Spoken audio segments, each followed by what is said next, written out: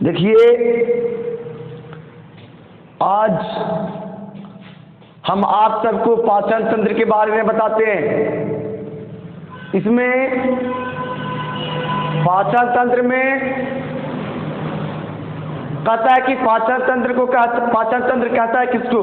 तो कहता है भोजन को पचाने के लिए हमारे शरीर में कई प्रकार के तंत्र हैं। मैंने भोजन को पचाने के लिए कई प्रकार के तंत्र लगे हैं, कई प्रकार के सिस्टम लगे हुए हैं। उस सब सिस्टम को एक जगह इकट्ठा कर दीजिएगा तो उसी को क्या कहेंगे? पाचन तंत्र कहेंगे। पाचन तंत्र को पचाने के लिए मैंने भोजन को पाचन तंत्र को पूरा करने के लिए मुख गुहा, रासनली, अमाशय, छोटी आंत, बड़ी आंत, गुदा द्वार, इसके साइड में कुछ ग्रंथियां हैं, वो सब लगे हुए हैं। वो सब पूरा अपना काम सिस्टमिक ढंग से कर रहे हैं। उस जिस तंत्र को उसको क्या कहते हैं? पाचन तंत्र कहते हैं। पाचन तंत्र से पहले हमको जानना है कि पाचन किसको कहता है। क्या कहता है? पाचन किसको कहता है? तो कहेंगे पाचन जटिल पदार्थ को सरल पदार्थ में विभक्त कर देना। मैंने बड़े बड़े पदार्थ को छोटे छोटे पदार्थ में बांट देना ही, विभक्त कर देना ही पाचन कहलाता है। बड़ा बड़ा पदार्थ है, जैसे रोटी खाएं, रोटी का एक बड़ा टुकड़ा लेते हैं, उसको मुंह दांत के द्वारा चबाते हैं, तो जो बड़ा है उसको क्या कर दिए? छोटा। मैंने बड़ा पदार्थ को छोटा पदार्थ में विभक्त करना ही पाचन कहलाता है। लेकिन हमको पाचन के लिए हमारा उस पाचन में जो पोषक तत्व है उसको ग्रहण करना किसको है? कोशिका को। क्योंकि हमारा कोशिका सबसे छोटा है, लेकिन उसको छोटा बनाना है तो दांत की मदद से सबसे छोटा नहीं होता है, लेकिन छोटा होता है। तो कहता है कि जटिल पदार्थ को सरल पदार्थ में विभक्त कर देना ही पाचन कहलाता है। अब किस किस चीज का पाचन होता है और किस किस चीज का पाचन नहीं होता है? पाचन होने से हमें क्या फायदा है? भोजन को पचने से हमें क्या फायदा है? तो कहता है कि कभी भी जल, विटामिन, खनिज, ये सब का पाचन नहीं होता है। विटामिन का कभी भी पाचन नहीं होगा, जल का कभी ना पाचन होगा, जल को कभी ना आप चिबाइएगा। एक तो छोटा है ये, उसको और छोटा करना क्या है? उसको एकदम एब्जॉर्बेशन होता है, सीधे अवशोषण कर दिया जाता है, सीधे घोड़ा कर पी लिया जाता है, पूरा पी लेते हैं और उसको ऑब्जर्वेशन हो जाता है। मैंने उसका अवशोषण कर लिया जाता है। मैंने जल, विटामिन, ये सब खनिज लवण का पाचन नहीं होता है, डायरेक्ट अवशोषण होता है। कहता है पाचन करने से हमें क्या फायदा है? तो पाचन करने से हमें भोजन पाचन करने से भोजन से हमें क्या मिलता है? ऊर्जा का निर्माण होता है। जो भी भोजन करते हैं उसको पाचन होता है तो हमें ऊर्जा मिलता है, शक्ति मिलता है, जिससे किसी भी कार्य को कर सकते हैं। देखिए, अब पाचन एक प्रकार का फिजियोकेमिकल प्रक्रिया है। फिजियो के मतलब शारीरिक रूप से। एक तो है अपना शरीर से बढ़िया से छूट देते हैं, बाहरी छूट देते हैं। जैसे रोटी है, रोटी को छूट दिए, कितना बुढ़ाऊ के दांत ना है, उस रोटी को दूध में बढ़िया से गूल लेता है, चावल को बढ़िया से हाथे से मेंज दिया, उसके बाद खाता है, चिबावे नहीं पड़ता है। मैंने कि फिजियो शारीरिक रूप से आप शरीर से अपना उसको छोटा कर दिए। उसके बाद क्या है? एक पर केमिकल है। केमिकल के मतलब उसके अंदर में एंजाइम में पाचन करवाती है। तो कहता है पाचन एक प्रकार का फिजियोकेमिकल है। जो बाहर से रोटी खाएं तो बाहरी दांत से पूरा चबा दीजिएगा, क्या कर दीजिएगा? चबा दीजिएगा। चबाने के बाद इसमें हमारे मुंह में ग्रंथियां, लार निकलता है, उस लार को पचाएगा। फिर इसे मुख गुहा में लार ग्रंथि पाई जाती है, माथे में जठर ग्रंथि, छोटी आंत, बड़ी आंत में से इधर यकृत सब ग्रंथियां निकालेगा और उसका पाचन करवाएगा। मैंने पाचन करने के लिए पाचन एक फिजियोकेमिकल प्रक्रिया है, जिसमें बाहर से भी छूटते हैं और अंदर भी छुड़ाता है, ठीक ना? अब बात यह है कि इस पाचन तंत्र के लिए सबसे पहले हम क्या करते हैं? तो भोजन है, जैसे कोई भी खाद्य पदार्थ है उसको सबसे पहले मुंह में रखा जाता है, जिसको नाम है मुख गुहा। मुख के मतलब मुंह और गुहा के मतलब खाली जगह। मुंह में खाली जगह है जिसमें दाल भात आप रख कर चिबाते हैं, यहाँ खाली जगह है जिसको बोला था मुख के मतलब मुंह और गुहा के मतलब खाली जगह।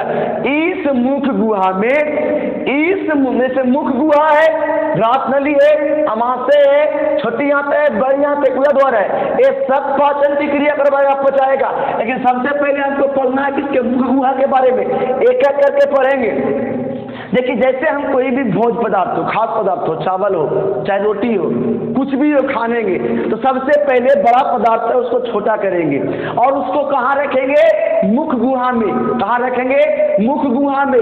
मुख गुहा, मुख के मतलब मुंह और गुहा के मतलब खाली जगह, माने मुख गुहा में भोज पदार्थ को सर्वप्रथम रखा जाता है, सबसे पहले रखा जाता है और दांत की मदद से, किसके मदद से, दांत की मदद से बड़े बड़े पदार्थ को छोटे छोटे पदार्थ में विभक्त कर दिया जाता है। इसीलिए हम दांत पहले आपको पढ़ा चुके हैं, देख लीजिएगा जाके पीछे वीडियो मेरा देख लीजिएगा। अब दांत क्या करता है कि बड़े बड़े पदार्थ को छोटे छोटे पदार्थ में विभक्त कर दिया। अब मुख गुहा में एक लार पाई जाती है, लार ग्रंथियां पाई जाती है। कितना जोड़ा, तो 3 जोड़ा लार ग्रंथि पाया जाता है। कितना जोड़ा, 3 जोड़ा लार ग्रंथि पाया जाता है। पैरोटिड, सबलिगुअर और सबमेंडिबुलर, एक 3 जोड़ी ग्रंथियां हैं। कितना, 3 जोड़ी ग्रंथियां जिसे पैरोटिड, सबलिगुअर और सबमेंडिबुलर, इससे ये तीनों मिलाकर एक दिन में लगभग 1.5 लीटर स्रावित होता है। कहेगा लार एक दिन में मनुष्य में कितने लार निकलता है, तो 1.5 लीटर। या बच्चों में सबसे ज्यादा निकलता है। देखिएगा जो छोटा बच्चा है उसमें लार बहुत ज्यादा निकलते रहेगा, बहुत मात्रा में लार निकलता है, इसीलिए उसको लार बहुत निकलेगा जी। क्योंकि लार निकलने से हमें तो 3, 4, 5 फायदे हैं। देखिए जैसे इससे इस 3 ग्रंथियां से, इस 3 जोड़ी लार से 4 चीज निकलता है। एगो लाइसोजाइम, एगो टाइलिन, एगो डाइस्टेट, एगो म्यूकस। ये लाइसोजाइम का क्या काम है, ये जीवाणुनाशक है, कीट मकोड़ा को मारता है। ये जो लाइसोजाइम है जो कीट मकोड़ा को मारता है, किसका मारता है, कीट मकोड़ा को मारता है। अब बात यह आया कि जैसे हम लोगों क्या होता है, बाहर से कोई खाना आया, बाहर से सेब लाए, वे ठेला पर बिक रहा है, वहां से लाए, उसको सीधे धोए न खाने लगे, तो जो उसमें कीड़ा मकोड़ा है वह आपके पेट में चल जाएगा और आपको हानि पहुंचाएगा। छोटा बच्चा को देखिएगा खेलते रहेगा, छोटा बच्चा को खेलते रहेगा, कुछ भी धूरी गदर हो, कुछ भी हो, वो मुंह में सीधे ले लेता है। तो भगवान जानते थे कि बच्चा ये नादान है, इसको पता नहीं है, हो सके कीड़े मकोड़े को ले लेगा, तो इसके लिए उसके अंदर में लाइसोजाइम निकला जो जीवाणुनाशक है। तो चूंकि उसमें लार ज्यादा निकलता है, चूंकि वह कीड़ा मकोड़ा को मार सके। अब एक और टाइलिन है, एक और डाइस्टेट है। ये टाइलिन और डाइस्टेट मंड का पाचन करता है। मंड माने स्टार्च, चोकर का पाचन करता है। देखिए हम सब पाचन करते हैं तो मुख्य रूप से 3 चीज का पाचन करते हैं। हम डेली अपना जीवन में रोज दिन खाते हैं दाल भात सब्जी, इसमें मुख्य रूप से कार्बोहाइड्रेट, वसा और प्रोटीन पाए जाते हैं। कार्बोहाइड्रेट, वसा और प्रोटीन पाए जाते हैं। यही 3 चीज का पाचन होता है, इसी 3 चीज का पाचन है। तो सबसे पहले हमारा मुंह में किसका पाचन होता है, मंड का, चोकर का। जैसे आटा वाला चोकर है, जैसे 4-5 रोटी खा लीजिएगा आटा हो तो फंस जाएगा, कहे कि मुख गुहा में मंड का पाचन होना शुरू हो जाता है, माने कार्बोहाइड्रेट का पाचन शुरू हो जाता है। क्योंकि मंड में क्या पाया जाता है, कार्बोहाइड्रेट, इसीलिए 4-5-6 रोटी आप खा लीजिएगा तो पच जाएगा। लेकिन जिसमें से चोकर निकाल के खाइएगा तो ये पचने की संभावना नहीं है। चोकर कंप्लीट निकाल दीजिएगा तो वह मैदा कहलाता है। मैदा का 4-5 रोटी खाइएगा तो बढ़िया से आपको नहीं पच पाएगा, क्योंकि पाचन का प्रक्रिया सर्वप्रथम मुंह से चालू होता है और मुंह में कार्बोहाइड्रेट रहता है जिसका पाचन हो जाता है। जो कौन पाचन करवाता है, टाइलिन या डाइस्टेट ये मंड और मंड का पाचन करवाता है, चोकर का पाचन करवाता है। एक वो है म्यूकस, क्या है? म्यूकस। म्यूकस का काम है भोजन को चिपचिपा बना देना। क्या कर देना? भोजन को चिपचिपा बना देना। मुंह में देखते होंगे आप, रोटी खाते होते ऐसे, एक रोटी खा जाइए, ताजे रोटी ये खा जाइए, उसमें किसी प्रकार का सब्जी ना हो, क्या हो? किसी प्रकार का सब्जी ना हो, होगा उसमें देखिएगा लार ले बढ़ा के, उसमें लार है, लार बढ़िया से मिल जाएगा और उसको चिपचिपा बना देगा। कहता है कि मुंह में बढ़िया से कुछ काट दिए हैं। क्या कर दिए हैं? बढ़िया से कुछ काट दिए हैं। वह कहलाता है बोलर। क्या कहलाता है? बोलर। क्या कहलाता है? बोलर। जैसे बोलर, आप देखिए किसी भी खाद्य पदार्थ उसको खाइएगा, सिर्फ चावल खा रहे हैं, क्या खा रहे हैं? चावल खा रहे हैं, उसमें कंकड़ मिल गया, दांत सहल जाता है, उसको बाहर दिखते हैं तो देखते हैं उसमें लार पूरा बढ़िया से लभड़ाल है, वही बोलस कहलाता है। क्या कहलाता है? वह है जो बोलस कहलाता है। देखिए मुख गुहा के बारे में पता हो चला होगा कि मुख गुहा मतलब मुख गुहा, मुख के मतलब मुंह और गुहा के मतलब खाली जगह। मुख गुहा में भोज पदार्थ को सर्वप्रथम रखा जाता है। क्या करता है? सर्वप्रथम रखा जाता है और दांत की मदद से बड़े बड़े पदार्थ को छोटे छोटे पदार्थ में विभक्त कर दिया जाता है। मुख में लार ग्रंथि पाई जाती है। कितने लार ग्रंथि? 3 लार ग्रंथि, जिससे टाइलिन, लाइसोजाइम, डायस्टेट और म्यूकस। इसमें मुख है। दसवां आपको पूछेगा कि लार में कौन सा ग्रंथि पाया जाता है, तो टाइलिन। टाइलिन का क्या काम है? ये मंड चोकर का पाचन करवाता है। जीवाणुनाशक इनमें से कौन सा है? लाइसोजाइम, टाइलिन, डायस्टेट या म्यूकस। तो लाइसोजाइम मारेंगे। देखिए दूसरा पहला है ग्रास नली के बारे में। किसके बारे में? ग्रास नली। देखिए दूसरा क्या है? दूसरा है ग्रास नली। ग्रास नली के बारे में जानेंगे। देखिए इससे पहले हमको जानना है जो ये सब है तो वे क्या है? आहार नाल है। क्या है? आहार नाल है। आहार नाल है। यह आहार नाल कितना का होता है? तो 32 फीट का होता है। यह आहार नाल मुख गुहा से लेकर कहाँ तक फैला होता है? गुदा द्वार तक फैला होता है। तथा आहार नाल मुख गुहा से लेकर गुदा द्वार तक फैला होता है। कहाँ तक फैला होता है? गुदा द्वार तक फैला होता है। 1 फीट में कितना होता है? 32 फीट। और मीटर में बोलेगा तो 8 से 10 मीटर होता है। 8 से 10 मीटर लगभग में 9 मीटर। अब बात यह आती है कि आहारे नाल है। आहारे नाल में भोजन घूमते रहता है। कोई आहार नाल का चौड़ा आहार नाल फैल गया तो अमाशय बन गया।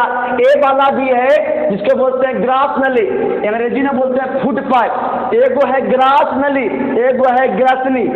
ग्रासनी में सांस जाता है और ग्रास नली में भोजन जाता है। तो कहता है ए वाला है फूड पाइप। एक फूड पाइप आहार नाल का मुख गुहा के नीचे वाला है, जो किसमें खुलता है? अमाशय में खुलता है। किसमें खुलता है? अमाशय में खुलता है। मैंने यहाँ से लेके यहाँ तक वाला क्या है? ग्रास नली है। क्या है? ग्रास नली है। ये वाला क्या है? ग्रास नली है। इसकी लंबाई कितनी होती है? तो 25 सेंटीमीटर। इस कितनी होती है? 25 सेंटीमीटर में। ग्रास नली में किसी प्रकार का कोई भी भोजन का पाचन नहीं होता है। ग्रास नली खाली भोजन को जाने का एक रास्ता है। जैसे पाइप डिलीवरी है, एक पानी जाने की रास्ता है, उसी तरह से ग्रास नली में केवल भोजन जाता है, उसमें किसी प्रकार का पाचन नहीं होता है। अब कहता है जैसे हम भोजन किए, चिबाएं दाल भात जो भी है उसको चिबाएं, चिबा के निगलिएगा तो डायरेक्ट पेट में गिर जाएगा। यहाँ पे पंप ना है जी, डायरेक्ट गिर जाएगा। जैसे छत्ता है, छत्ता पर से पंप में से पानी नीचे गिरता होगा तो ढक ढक की आवाज देता है। क्या देता है? ढक ढक की आवाज देता है। इसलिए हम भोजन किए और उसको चिबा के नीचे ले जाएंगे। नीचे किसके? दांत, जीभ की मदद से। जीभ क्या करता है? भोजन को अंदर करने का काम करता है, मुंह गुहा से अंदर करवाता है और स्वाद की भी पता लगवाता है। क्योंकि जीभ में क्या पाई जाती है? दबे दबे करके स्वाद कलियां पाई जाती है जो स्वाद के पता करता है। तो जीभ के मदद से अंदर ले लिए और वह आएगा ग्रास नली के द्वारा नीचे जाएगा अमाशय में। तो अमाशय में ऊपर से नीचे गिरेगा तो ढप ढप आवाज करेगा, तो पेट में चोट लगेगा। तो कहता है उसमें ग्रास नली में भोजन क्रमाकुंचन विधि द्वारा आता है। किसके द्वारा? क्रमानुकुंचन विधि के द्वारा आता है। क्रमाकुंचन दो प्रकार से बना होता है, संकुचन और शीतलन। संकुचन और शीतलन। संकुचन के मतलब संकुचित मतलब फैल जाना। मैंने जैसे ये आहार नाल है, क्या है? आहार नाल है, ग्रास नली है। इसमें भोजन पहले ऊपर दबेगा, नीचे फैलेगा, दबेगा, फैलेगा। इससे सुकून क्या आएगा? जैसे देखते होंगे आपको फेयर लवली के पोच, चाहे पेट वाला खत्म हो जाता है तो कस से दाबते हैं और उसे घसका के हल्का और घसका के खाली बाहर निकलते हैं। मैंने धीरे धीरे सड़क के ऊपर से कूदती नीचे फैलती है, फिर ऊपर से कुआ नीचे फैला। इस तरह से क्रमाकुंचन ऐसे ऐसे ऐसे ऐसे आती है। किसके द्वारा? क्रमाकुंचन विधि के द्वारा, जिसको बोलते हैं संकुचन और शीतलन विधि के द्वारा। ये किसमें आता है? अमाशय में आता है। ये अमाशय क्या है जिसके बारे में जानना है? अमाशय क्या है? अमाशय के मतलब होता है पेट। अमाशय के मतलब पेट। कहता है अमाशय अंदर वाला पेट को अमाशय बोलते हैं, और बाहर वाला पेट को उदर बोलते हैं। जैसे गणेश भगवान का लंबा पेट है, इसीलिए उन्हें लंबोदर कहा जाता है। जिसका लंबा पेट होता है उसको लंबोदर क्या कहता है? लंबोदर। जिसका उदर क्या हो? लंबा हो। लेकिन अमाशय किसको कहा जाता है? पेट को कहा जाता है। अमाशय में सबसे ज्यादा देरी भोजन रहता है। कितना देरी? तो 4 घंटा भोजन रहता है। अमाशय में कितना देरी भोजन रहता है? पेट में कितना देर भोजन रहता है? 4 घंटा रहता है। यदि एक बार आप खाना खा लिए हैं तो आपको 4 घंटा किसी प्रकार का कोई भूख नहीं लगेगा। अब बात है कि अमाशय 3 भाग में बांटा गया है। अमाशय को 3 भाग में बांटा गया है। के भाग में? 2-3 भाग में बांटा गया है। ये अमाशय है, ये ग्रास नली है, ये वाला मुख गुहा है। ये वाला मुख गुहा, ये ग्रास नली, ये अमाशय है। अमाशय को 3 भाग में बांटा गया है। एक भाग से HCl निकलेगा, एक रेंजीन रहे, इधर से प्लेस्मा पेप्सिन जो कहिए जठर ग्रंथि। देखिए ये वाला ऊपरी भाग का कहलाता है। अमाशय 3 भाग में। पहला कार्डियक जो ऊपरी भाग का होता है, कार्डियक ऊपरी भाग है, जिससे क्या निकलेगा? HCl निकलेगा। क्या निकलेगा? HCl निकलेगा। ये HCl का बताते हैं। दूसरा का भाग है फंडिक, दूसरा का भाग है फंडिक, और तीसरा भाग है पाइलोरिक। तीसरा भाग है पाइलोरिक। देखिए क्या होता है कि जैसे ही हम मुंह से भोजन को चबा लिए तो बन गया बोलर। क्या बन गया? बोलर। उसको अंदर ले जाते हैं किसमें? अमाशय में। किसके द्वारा? ग्रास नली के द्वारा। अब यह अमाशय में भोजन आता है तो सबसे पहले इसको भेटाता है HCl। कौन भेटाता है? HCl। HCl देखता है, HCl के काम है कि वह जो भोजन आया है मुख गुहा से उसको भोजन के माध्यम को अम्लीय कर दे। क्या कर दे? अम्लीय कर दे। कहे कि HCl एक प्रकार का क्या है? अम्ल है। वह भोजन को क्या कर देता है? अम्लीय कर देता है। उसके साथ साथ में भोजन को सीधे गला देता है, मैंने टुकड़ा टुकड़ा में बांट देता है, दम मेहन कर देता है, गला देता है। क्योंकि अम्ल किसको कहा जाता है? तेजाब को। किसको? तेजाब एक प्रकार का है जो उस भोजन को क्या कर देता है? गला देता है। अब बात आती है कि इस HCl के एक काम और है कि जो एक बरियार कीड़ा है जो लार से नहीं मरा है, जिससे लार से नहीं मरा है लाइसोजाइम से, तो वे ठेठर कीड़ा को मारने पर कौन काम करेगा? तो करेगा HCl। क्या करेगा? HCl। ये भोजन को पचाने में सबसे महत्वपूर्ण भूमिका निभाता है। जैसे क्या होता होगा, कभी कभी HCl का काम है भोजन को पचाना, HCl का काम है भोजन को पचाना। कभी कभी आप बारात में जाते होंगे, हम कचौड़ के खा लेते हैं, पूरा कस से खा लेते हैं। चाहे कोई के भोज में गए हैं, पूरा कस से खा लिए, मन न करो तब ये 2-4 रोटी आप 2-4 पूरी आप दबा दिया सुबह से ना। अब क्या हो गया? आप पूरा तलक खा लिए, यहाँ तलक खा लिए हैं, पूरा पेट भर गया है। अब HCl के काम है कि उस भोजन को पचा दे। HCl चाह रहा है कि अपना हाइड्रोक्लोरिक अम्ल निकाल रहा है कि हम भोजन को पचा दे, भोजन को पचा दे। आप इतना खैले हैं कि वे पच पच न रहा है, ये जितना ज्यादा सोचेगा कि जितना जल्दी पचा दे, इससे कारण अपना यह ज्यादा स्रावित कर देगा। कौन? HCl ज्यादा स्रावित कर देगा, तो आपको ढेकार आने लगेगा, या आपको कैसा आने लगेगा? ढेकार आने लगेगा। अब जब नहीं पच पाएगा तब कर दीजिएगा, उल्टी मार दीजिएगा पच से। इसलिए जब ये नहीं पचता है, ज्यादा अम्ल बढ़ जाता है, जिसको बोलते हैं एसिडिटी। क्या बोलते हैं? एसिडिटी। तो जैसे ही यह अम्ल है, तो ये तो भड़क गया है पेट में, हमको जितना तो लोलवा खा लिया है कि पचिए न रहा है, अब पेट में गर्मा गया, अब सोच रहा है कि बुखार देंगे, उलट देंगे, तो जाते हैं दुकान से IMG-OH का होल्ट मिल्क ऑफ मैग्नीशिया, जो किसमें पाया जाता है? इनो में। ये लाते हैं, पीते हैं। इस गरमाल था, दम बमक्कल था, ये का है, एक MGH का होल्ट मिल्क ऑफ मैग्नीशिया, एक क्षार है। जैसे ही ये गरमाल है, इसका प्रभाव, इतने गरमाल कौन है? मीनो, जिसको क्षारीय है, दोनों को क्या कर देगा? शांत कर देगा, आपको दिमाग से पच जाएगा।